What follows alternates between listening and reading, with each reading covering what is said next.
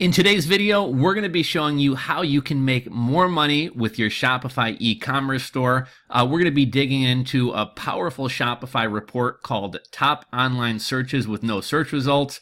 And this tool is going to do a couple things. A, it's going to help you make more money, which I'm sure everybody wants to do. But how is it going to do that? Well, first off, it's going to show you how to make your product titles, your product descriptions more discoverable to shoppers. And two, it's going to show you items that shoppers or people browsing your website are looking for that you don't necessarily have on your store or that you don't stock. And those are potentially items that you may want to bring into your store if a lot of people are searching for them. And in turn, by doing both these things, you will be making more money. We're going to show you an example of this on a website called Upertees.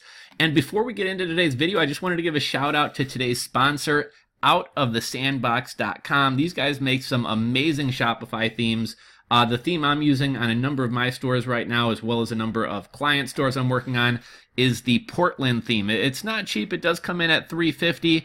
But again, it's going to be way cheaper than hiring a Shopify developer. And also it's got a lot of kind of features, apps, and tools natively built into the theme that you would otherwise be paying Shopify $3 a month for, $5 a month for, $20 a month for, month in and month out. And a lot of these handy features are built into the theme.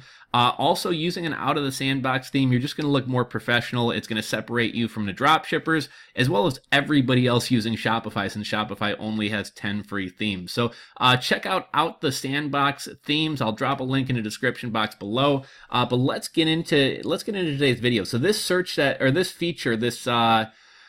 this report, I guess I should say that we're going to be looking into today. It's called the Top Online Store Searches with No Search Results. And this report shows you a breakdown of the search terms that your customers used to search for a product in your store, but that did not give them any results.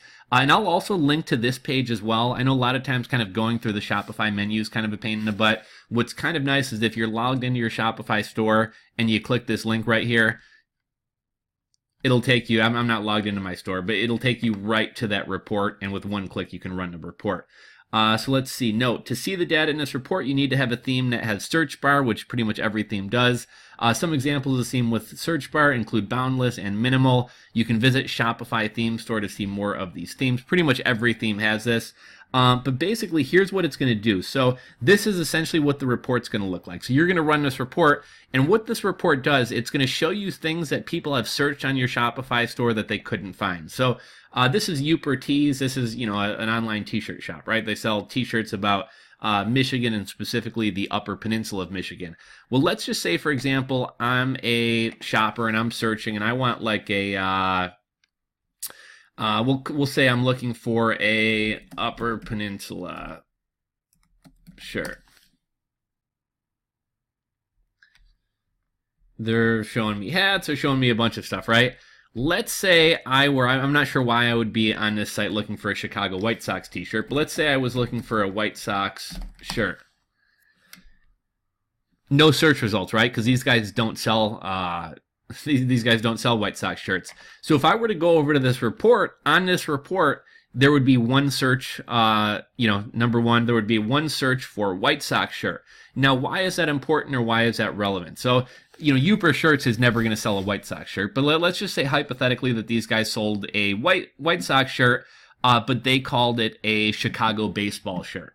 Well, if they see that a lot of people are searching for White Sox shirts, and they have their shirt titled Chicago baseball shirt, well, hey, maybe we want to retitle our shirt White Sox shirt instead of Chicago baseball shirt. That's not really a great example. I think maybe a better example. Let's say, for example, you have a sporting goods store, or maybe even like a baseball sporting goods. You sell baseball gloves, baseball bats, bat bags, etc. And let's say you're calling all your baseball gloves mitts. So you have, first baseman's mitt, catcher's mitt, outfield mitt. And most people who are coming to your store are going to be searching for glove, right? They're going to be searching for baseball glove, first baseman glove, catcher's glove. But because you're calling it mitt, people aren't getting any search results. So, if you saw this happening, you would say, well, shit, everyone is searching for baseball gloves. I'm calling it a mitt. If I call mine a glove, people will be more easily able to discover the product that they're looking for. So that's one use of this. People who are searching for products that you have in stock but are calling them different things, that's one way to utilize this tool. But here's another thing. I'm searching for a White Sox shirt on Ubertees. They don't have a White Sox shirt. Well, if they look at this report and see, there were 50 searches for White Sox shirts, and obviously they don't have one, well, hey, maybe we want to start stocking a White Sox shirt. Now, again, not a great example. Most people aren't going to visit Ubertees looking for a White Sox shirt. But let's see, like maybe, I don't know if they sell like skiing shirts. Let's see. Okay, so they don't have anything for skiing shirts. Michigan, it's not Colorado, but people do go skiing in Michigan. People do go, snowmobiling in Michigan.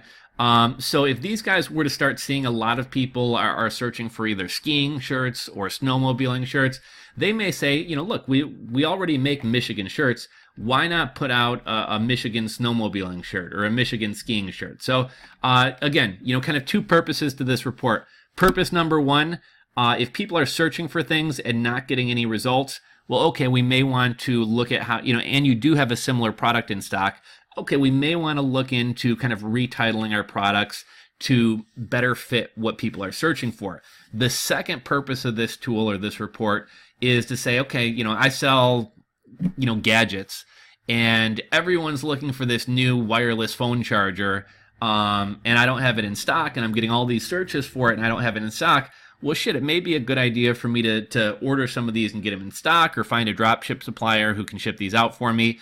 But there's obviously a demand for this, and I don't have it. I'm missing out on money. So that's essentially the purpose of this report.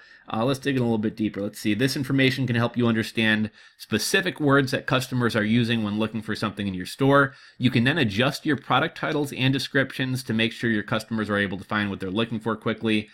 Because of the way searches are tracked, this report might not show all searches from your store for the past 12 hours. So maybe like 12 hours in arrear. They didn't really touch on using this report to find products, but I was actually doing this for a client of mine earlier today.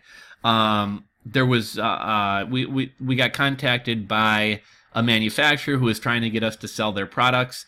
And so I was doing a little bit of research on Google and Amazon and YouTube, seeing like, is this a popular product? Is there demand for it? And so I popped into this report to see, has anybody been coming to our store and searching for that? And, while I was in this report, I was like, whatever, let's kind of look around and see, is there anything else that's getting a lot of searches? So if something's only getting one search, two search, three searches, pay attention to it, but don't give it too much peace of mind.